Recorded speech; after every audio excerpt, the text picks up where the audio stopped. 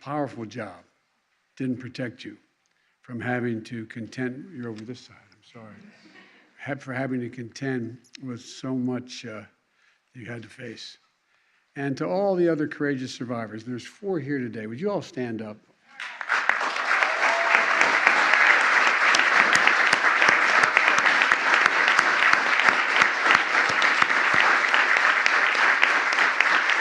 You're the survivors who led to this historic reform. And thank you, thank you, thank you. On behalf of my daughter, my granddaughters, all my family, thank you so very much. Between half and 3/4 of all women report that they have faced some form of sexual harassment in the workplace. And too often, they're denied a voice and a fair chance to do anything about it. Today, we send a clear and strong message that we stand with you for safety, dignity, and for justice. In my State of the Union, I said I disagreed with the notion that we can't work together on important things. Last year, I signed 80 bipartisan bills into law, from preventing government shutdowns to reforming the military justice system, as Kristen knows very well, on a whole range of issues relating to how women are treated. Today, I'm proud to sign another bipartisan bill into law. And I want to thank the many champions of this bill. The Vice President, Representative and old friend, Sherry Bustos. Good to see you, Sherry. And Ken Buck, Morgan Griffith, Pamela Jayapal. Where is she? There you are. Good to see you. And Senators Kristen Gillibrand and Lindsey Graham.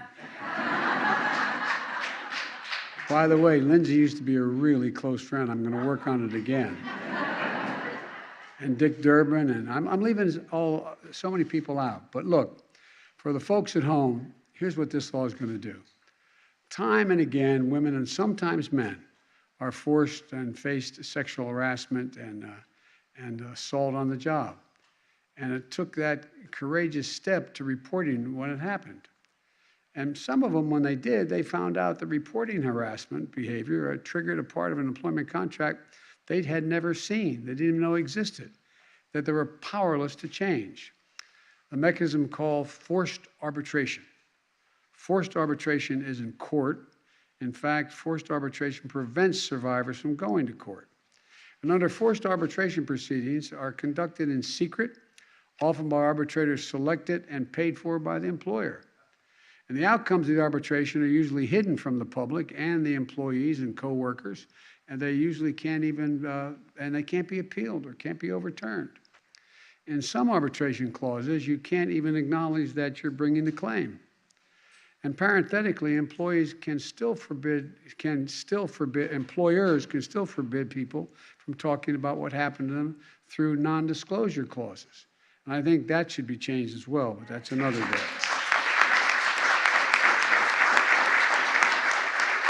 When it comes to sexual harassment and assault, forced arbitration shielded perpetrators, silenced survivors, enabled employers to sweep episodes of sexual assault and harassment under the rug, and it kept survivors from knowing if others have experienced the same thing in the same workplace at the hands of the same person.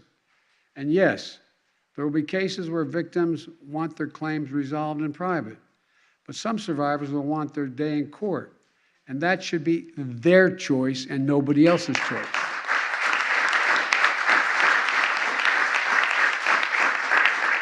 I know there's discussion in Congress about whether forced arbitration clauses should also be banned for other kinds of employment disputes beyond sexual harassment and assault. I think it's all wrong, and they should be banned. But that doesn't cover it here. Giving the employer absolute power to decide isn't how justice is supposed to work. It should be the choice of the employee about whether they want to go to court or not.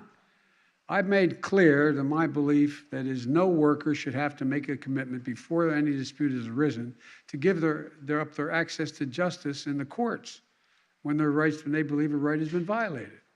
60 million American workers are bound by forced arbitration clauses that were included in the fine print of their contracts, and many don't even know that it exists. You might have signed one without knowing it. I strongly believe no worker should have to make such a commitment. And that's why I support legislation in the House of Representatives that's going to consider in the coming weeks that would prohibit mandatory arbitration of all types of employment disputes. But look, but today marks an important step in an effort to ban mandatory pre-dispute arbitration clauses that takes the power to choose how to pursue justice away from the worker. And I'm glad that there was a broad bipartisan support and unanimity in the United States Senate that we should never be forced, there should never be a forced arbitration clause for sexual harassment and/or assault. And folks, this is, I think, a momentous day for justice and fairness in the workplace.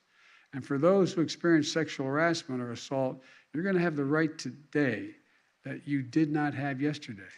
And that's good news. And by the way, I'd also argue that it was also good for the employers, as you mentioned. I think it is good for the employers.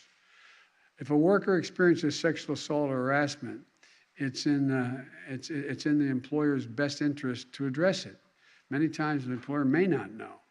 And to make sure it never happens again, employers can't successfully compete for the best workers if the workplace practices are unsafe and unjust.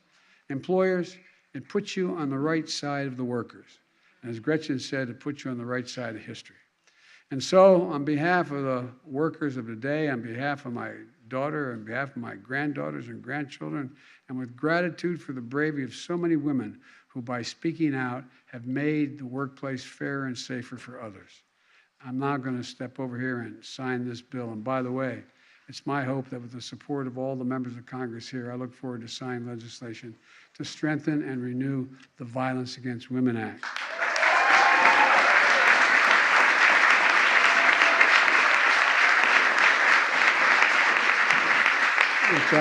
Which I first wrote and championed 3 decades ago. So folks, it's time to get that passed too.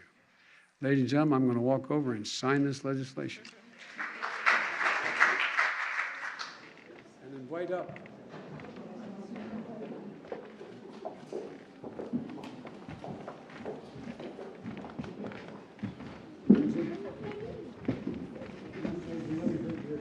I can survive it. Very good. Congratulations. All right.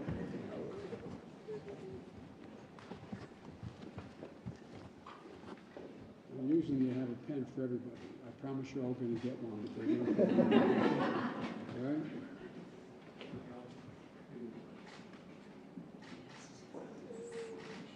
Now the wall.